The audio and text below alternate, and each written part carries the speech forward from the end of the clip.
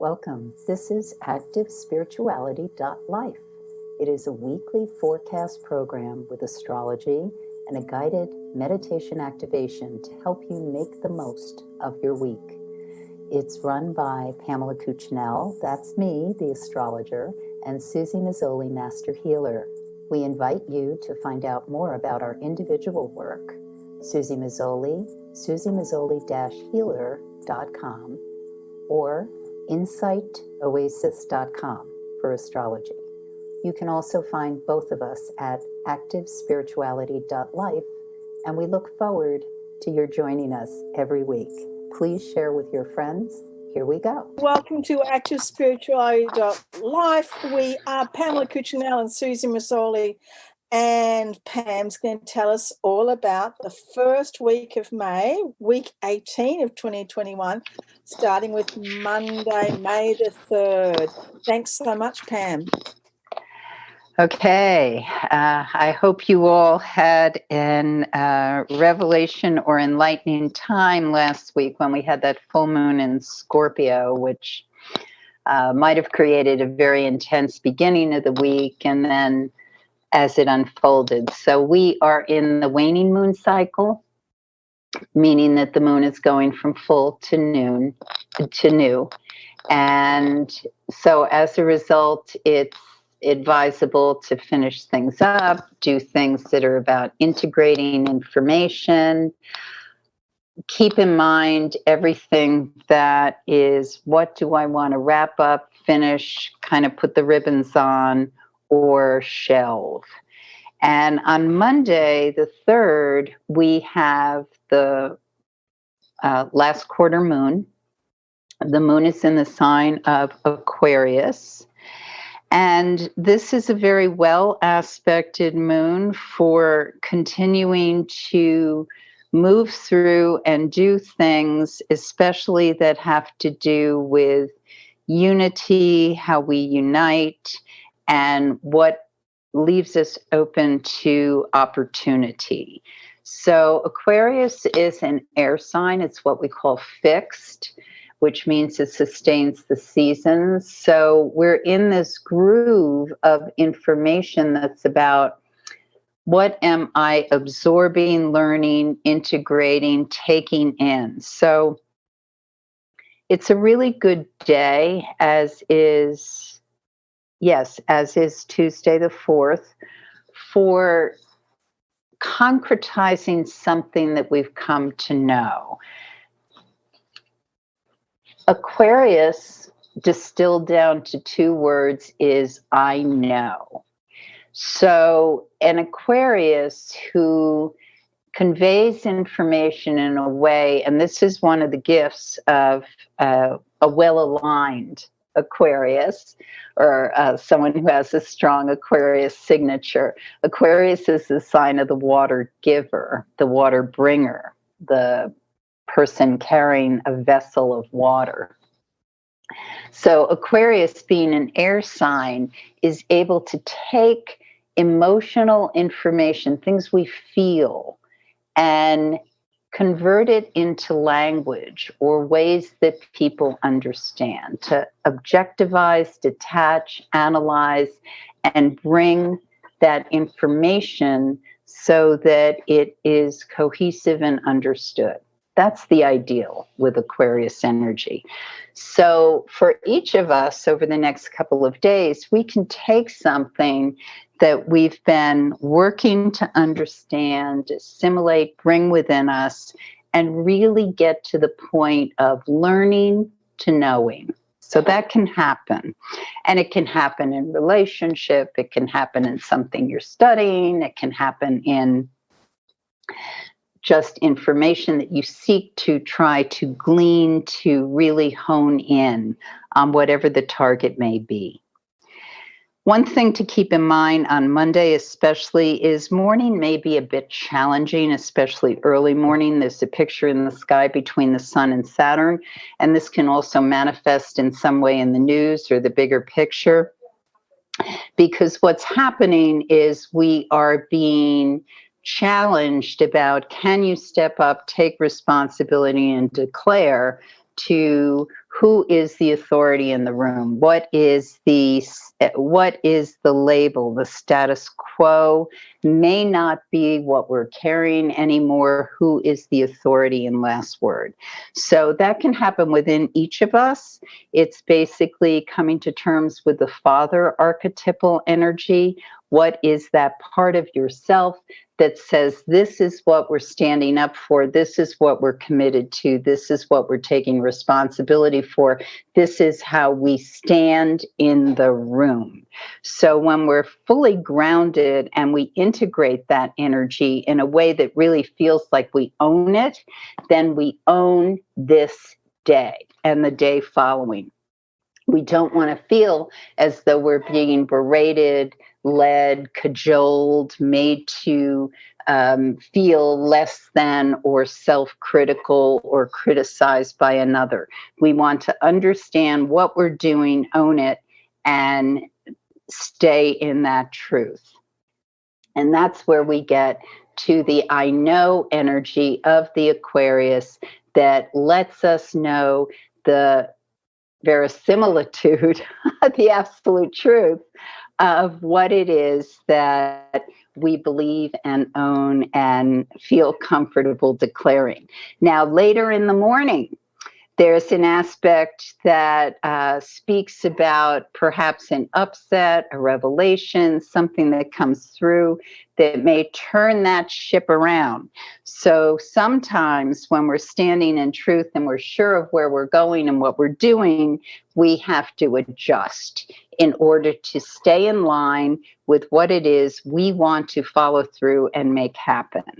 And so that's why it's so important. Eyes on the road, head on straight, know where you're going. And as you just stay in that groove, or sometimes, as I said, we may have to move off the groove so that we stay in the direct line of what it is we're aiming for, we can feel very, very nicely productive and making things happen by the time we get into the afternoon. So evening can end with a sense of satisfaction and accomplishment.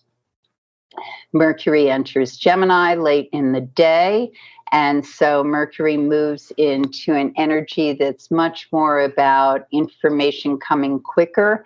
And some of us may notice that it's subtle, depending on your personal horoscope. But for those who have air or fire signs, you may feel a quickening of how you're moving along and what's getting done.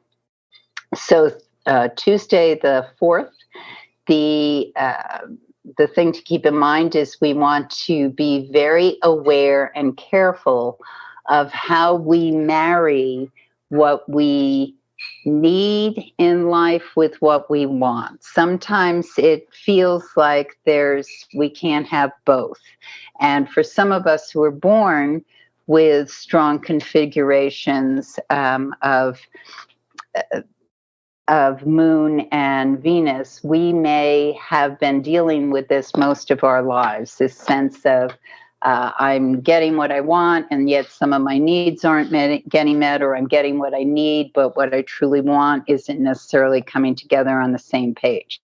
So some people will feel this more personally than others, but what it's about is it's about making decisions on how you can compromise and be aware of where is the middle ground for these two requirements in a person's overall well-being. And when we recognize that, sometimes maybe an emphasis on needs and not so much with what the wants are, and then other times the emphasis of what we want and let the needs go a little low. How do we balance those two things?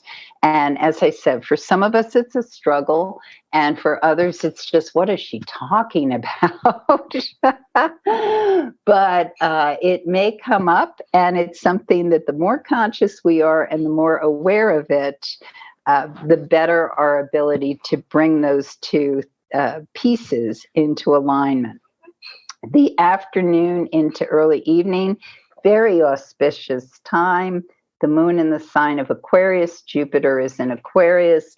This is about connections with people, recognizing opportunity and abundance when it's there, being in a place of gratitude, and remembering that our greatest gift and ability to kind of move quicker or accomplish more is when we are connected with the right people, helpers, even if it's just for a nanosecond, that keep letting that wind go beneath our wings. So it's not always about you. Sometimes it's about how you help another or guide another, support another. Because when we do this for one another, everybody wins and feels a sense of lightness of being.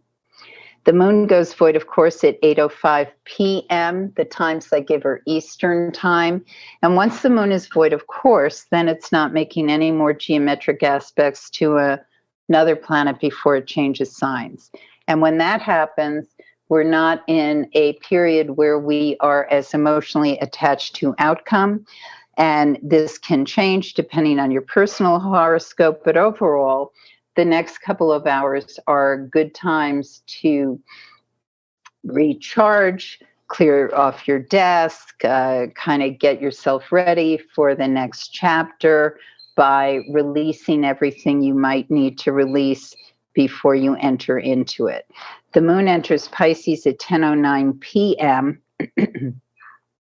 And when it's in the sign of Pisces, we're in a really nice envelope of time as well as we were the prior 2 days, because now we're moving towards what are those auspicious connections? How do I bring to me a sense of generosity, abundance, and having the things I want and desire coming to me? So it is more about reconciling those two forces I was talking about earlier, the needs and wants. So for those of us who needed to pay attention and bring awareness to where there was lack in that, the next few days can be about how we have that all pulled together so that we have a sense of fulfillment, even in a brief period of time. Always, we are moving in this sense of how we strive or create what seems to be elusive, and yet when we stop and we settle into it, we have it. So it's almost as soon as we become conscious of it, we lose it.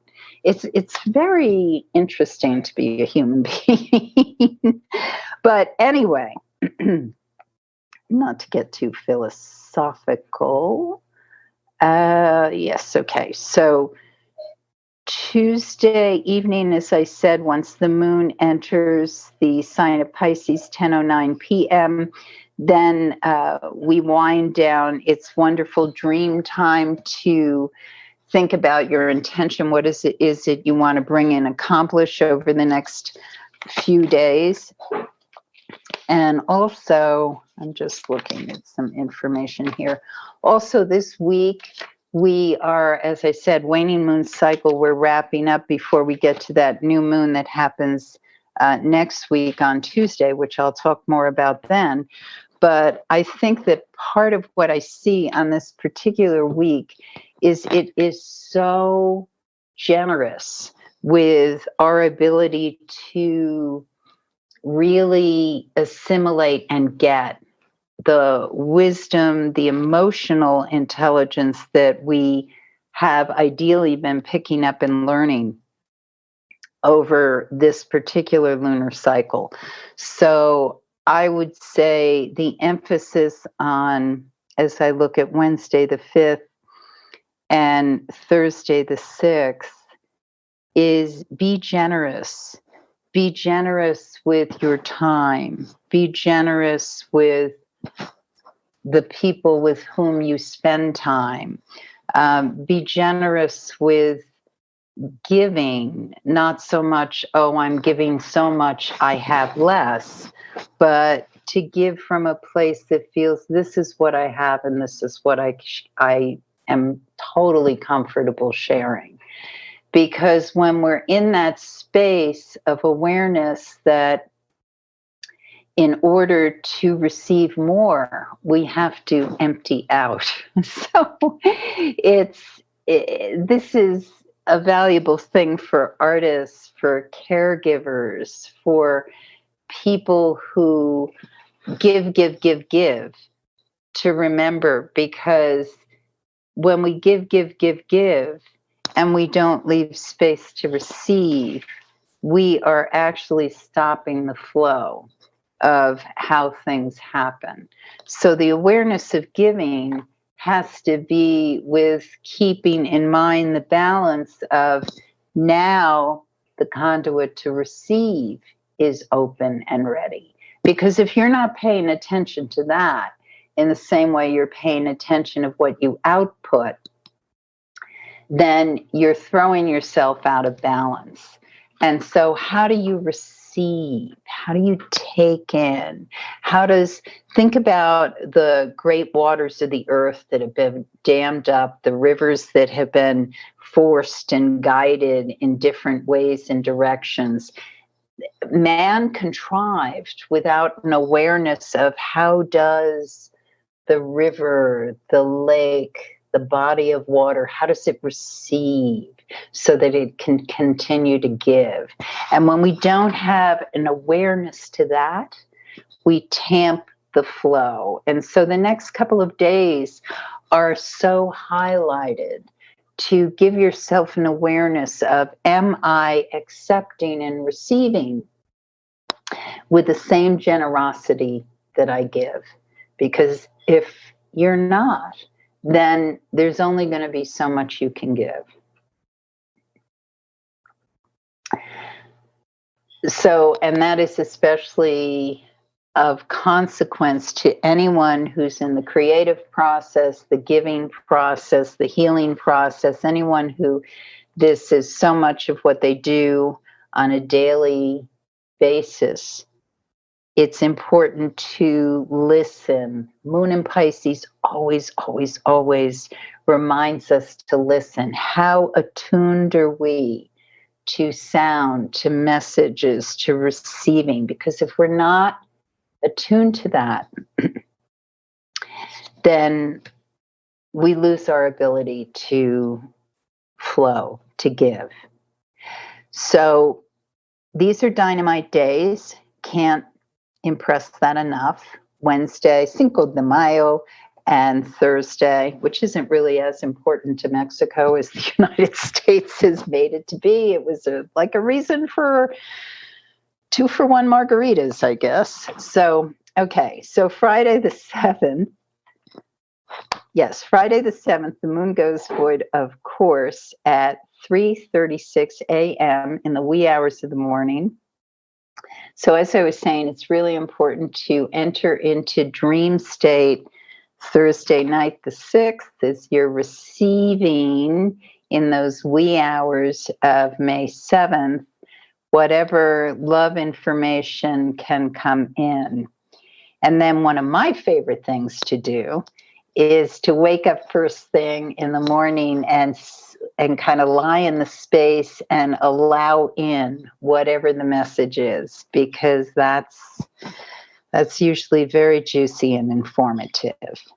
So the moon enters Aries at 7:52 a.m. and many of us will be up and running at that point in time.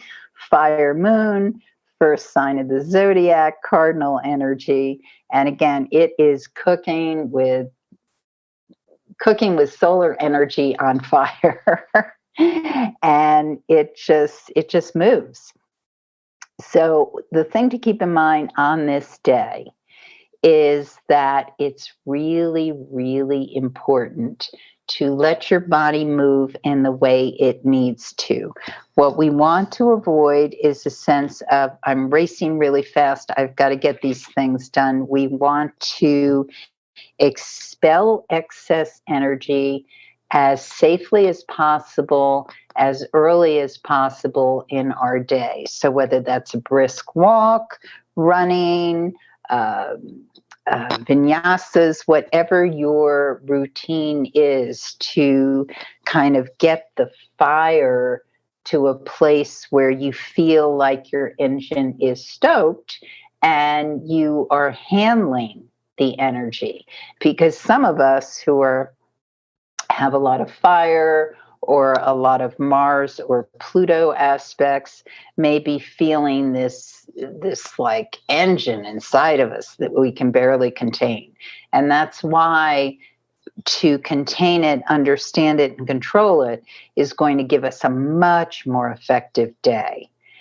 And let's see. So the moon goes void, of course, 1:35 a.m. Saturday the 8th. And for people who stay up late on the 7th, just know some tempers will be short. So if you're up and out at midnight or doing stuff or in conversation, just know people are a bit frayed. Excellent time to do yin yoga session or whatever you need to do to wind down, get a good night's sleep. Can't stress this enough. Because fire energy is absolutely awesome when it's under control, and when it's not, we have devastation. We have things go too fast, too hot, and then we feel out of control. So Saturday the 8th, again, we have this tremendous fire energy, very directed, very connected. When we allow ourselves to really make those connections happen. The thing to be aware of is there's a Venus-Jupiter picture in the sky that's kind of a challenging aspect in the early mornings. So it just suggests that too much of a good thing is too much of a good thing. So it's really important to hone down, figure out your priorities so that you have your day planned, you know what's happening, and you're not like crazy overextended. What it looks like to me is you're at a social or somebody comes and brings the donuts and you're like, donuts? I don't want to eat donuts.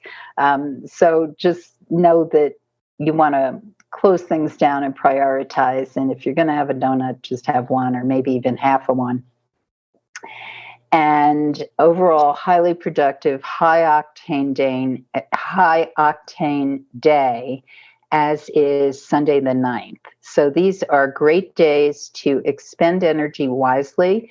Thing to keep in mind on Sunday the 9th is that there can be some sort of little power struggle, or not so little, depending on the people involved. So that's why it's uber important to know thyself, as we love to say, guidance of Apollo, and just really understand where the emotions are coming from if something hits you kind of out of left field and you need to correct. Once we're after, actually specifically 1:16 p.m. Eastern Time on Sunday into 6:50 p.m. In the evening, we are in this lovely groove of high production and manifestation. So if you can discharge whatever's coming at you in a graceful way, understand and harness the power, then you have a highly productive afternoon, early evening, and then it's rest time. Moon enters Taurus 7:46 p.m., and nothing the moon in Taurus loves more than a relaxing meal, comfortable environment, and taking care of the body. And now I turn it over to Suzy. Okay. Fire, power, energy, lots of strong things coming up. And how do we tell our bodies that it's time to go to sleep sometimes is actually hard. I know a lot of people tell me that they have trouble sleeping. So finding rest is so important. Pam. Right. I know that for both of us. Right. And also that's why I kept reiterating expending energy in a targeted way is really important, because then the body, it's like it has a place to release it, and then you're able to do what you need to do and get tired at night. Yeah. So it's like finding the right channels, finding the right vessels, like redirecting often. Okay, let's jump into our meditation. As always, I invite everyone to take just 10 minutes to find that place where you can be nice and quiet, nice and still. Find a place where you can literally just be what I would call undisturbed. And as you take a few deeper breaths,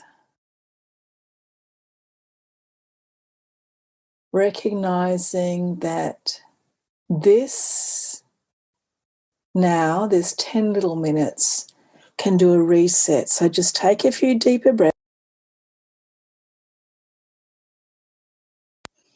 As you take them, just feel your body, be conscious of your body, and be grateful for your body.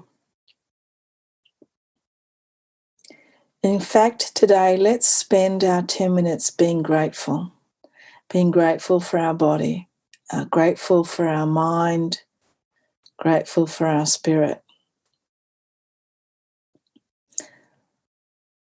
Taking the time to send loving kindness, thanks, generosity to our body. Thank you to every single cell that makes up my body right now, that has made up my body in the past and that will make my body up again in the future. Thank you. Thank you to all parts of my body for coming together and allowing me to be here in physical form, allowing me to be strong and healthy, intelligent. Thank you to all of the parts of my body for being able and capable to be flexible, to be adaptable, to give me the signals that I need to do something here or do something there. Thank you to my body for allowing me to rest every day, to rest well, to sleep well.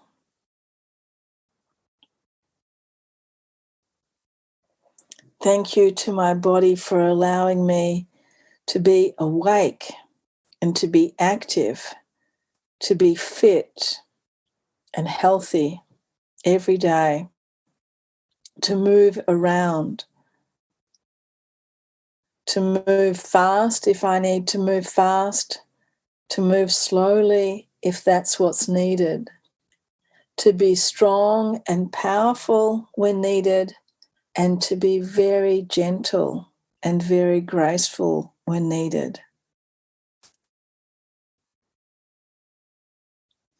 And send that energy of gratitude also to all of the things in your body that are actually not your DNA, that are not physically you, to all of those microscopic organisms that live inside of us, the beneficial ones, the bacterias, the fungus, the viruses, all of those things that are in our bodies that we need to be alive.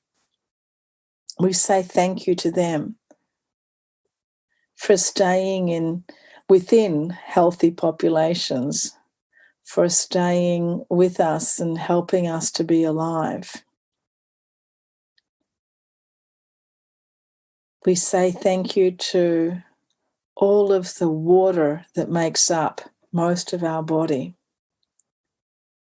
The water that is crucial for us to be here, to be alive, and to be healthy. That water in our body that for millions of years might have been living in a lake, might have been coming from another location, might have been a part of a tree. Those parts of our body made up of waters from all over different places that are now a part of our water in our body now. We say thank you to all of those molecules of water, to all of the atoms in our body that too might have been atoms from something else at another time. They might have made up all sorts of other creatures or beings or mountains or rocks or trees or plants or anything before. And now those atoms are a part of our body. We say thank you to those atoms now. We say thank you to them for being here in existence and for making our body strong and healthy, for making our bodies vital and adaptable. And feel that flexibility now in your body, in your mind, in your emotions, in your spirit, that flexibility that allows you to be here and to adapt, to change, to grow. And if we are sick, to help us to recover. We thank our body. We thank our mind. We thank our spirit. We thank ourself for being here, for showing up. We thank ourselves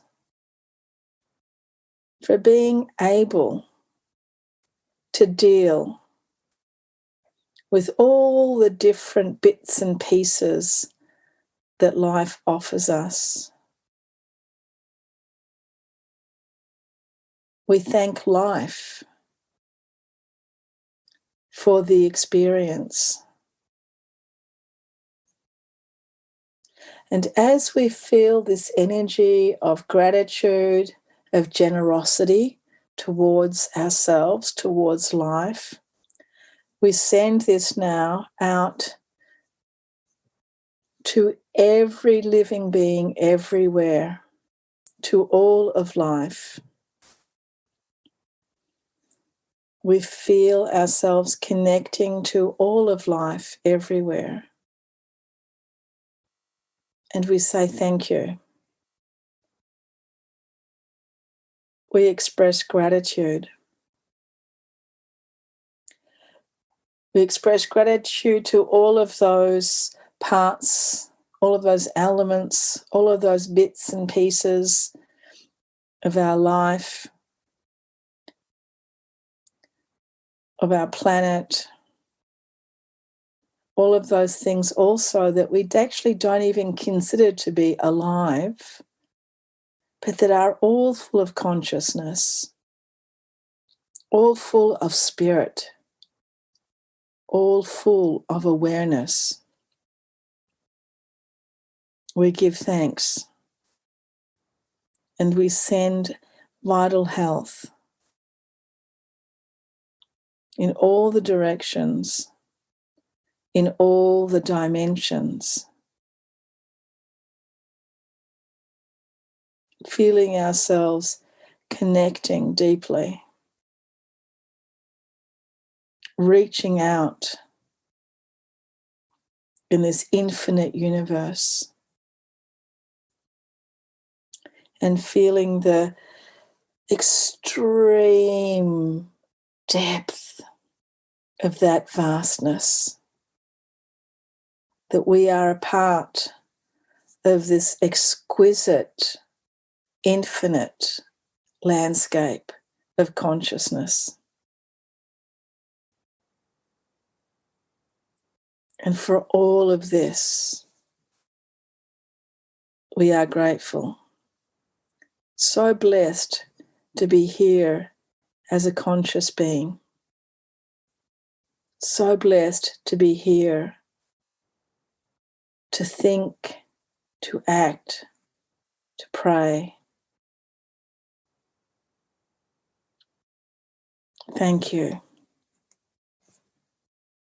And as we take a few deeper breaths, expressing our thanks, gently opening our eyes. And thank you to everyone for being with us today and every week. And thanks to my dear friend Pam for providing every week this phenomenal forecast for us to work with. Thank you, everybody. Love now, and see you all next week. You have been listening to Suzy Meszoly and Pamela Cucinell of ActiveSpirituality.life. If you've enjoyed this program, consider a donation. You can find the link for that, ActiveSpirituality.life. Regardless, we look forward to having you join us again for next week's podcast.